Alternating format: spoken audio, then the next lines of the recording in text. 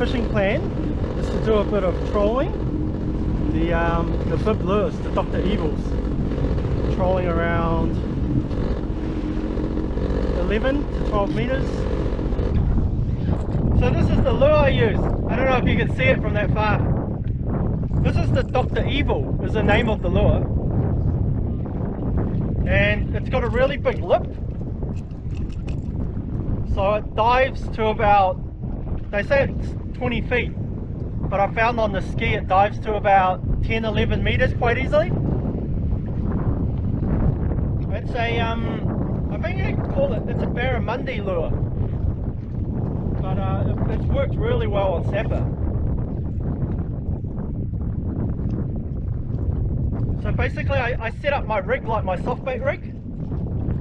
And I just use those fast attach clips.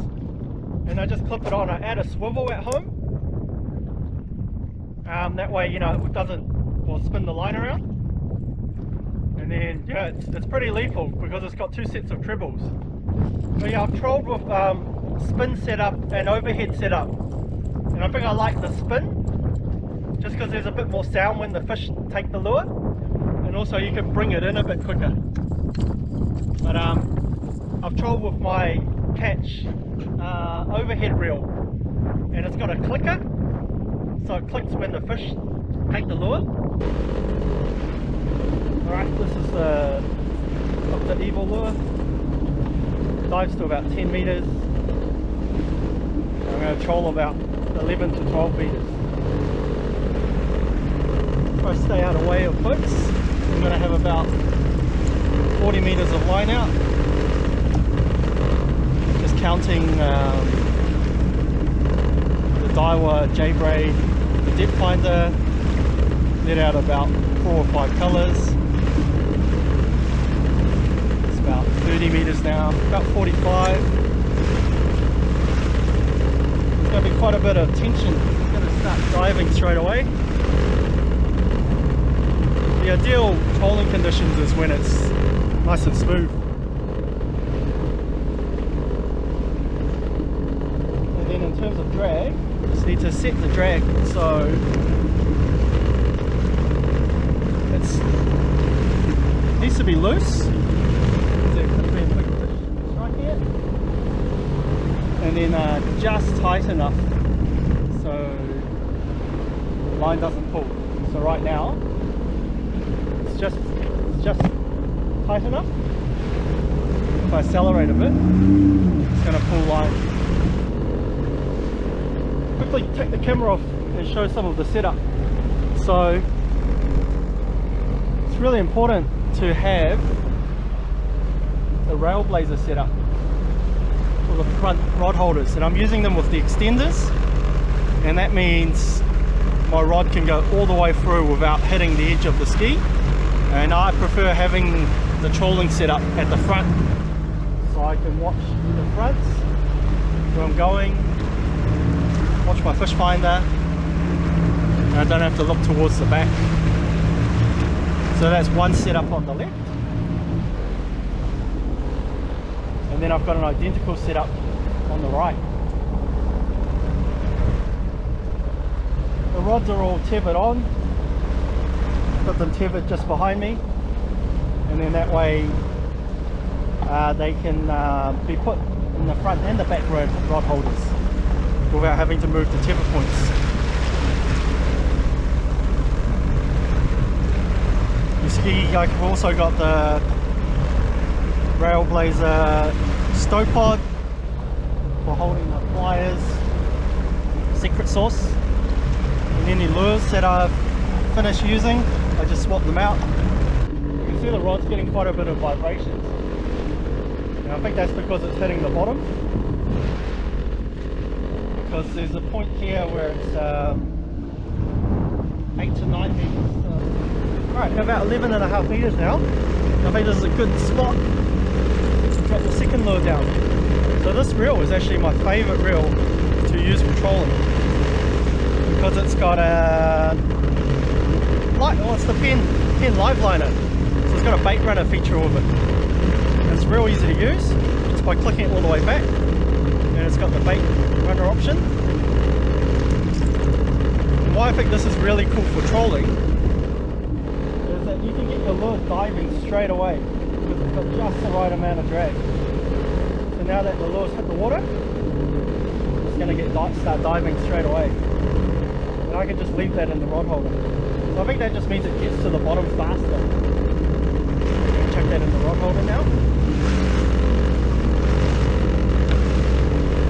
I found that the speed to go at to catch snapper is actually 6 kilometers an hour, which is kind of the idle movement speed of the jet ski.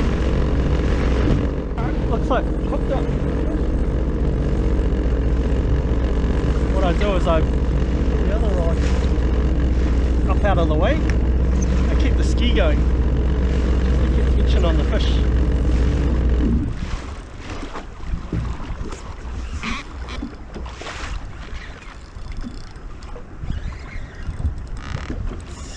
Not very big. It does feel like a keeper. Yes, I felt hooked it. Yeah, it's a keeper. And this felt hooked.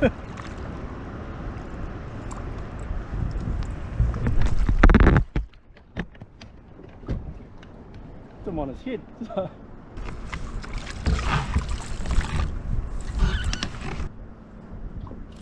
It's a good idea to use pliers for these good lures because of the treble hooks. Anyway, it's hooked on its head like a live bait.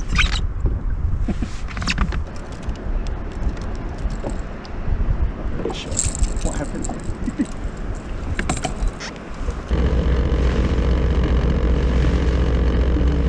I've only got one.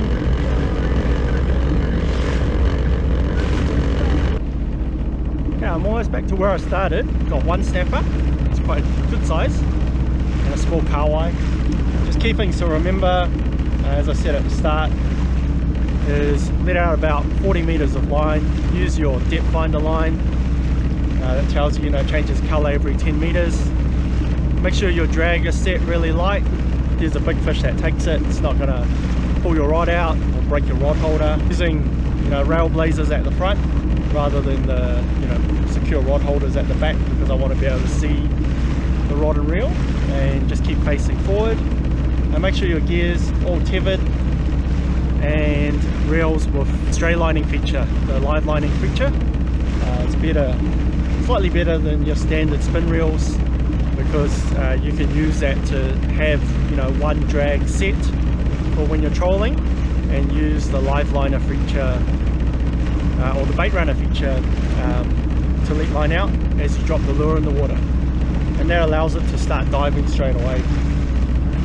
And I'm using a 30-pound braid, 30 or 40-pound leader. It can be fluoro, it can be just standard mono. So there's getting some bites on the left, could just be bumping the bottom. So yeah, that's about it. The little one, a hook one. You can see it's just taking the line, so I put my other rod up the back, and that keeps that out of the way. I'm just going to keep the ski going, so I keep tension on the line before I stop it, because I don't want the hook to come out due to lack of tension. So this should be another snapper. Feels like a keeper. Come round to the side.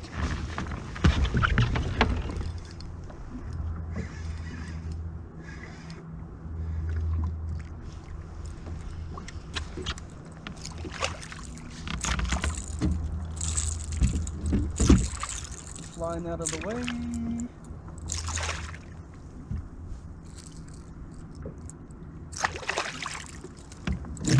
That looks like it's just a keeper, maybe about 35 centimeters.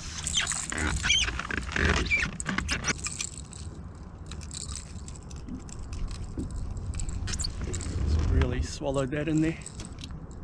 The hooks. See the trebles.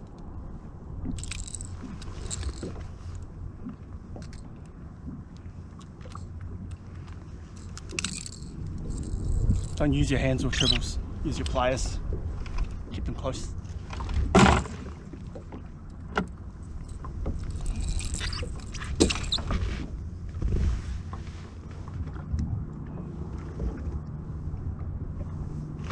That's 38cm snapper. Thank you for watching. See you next time.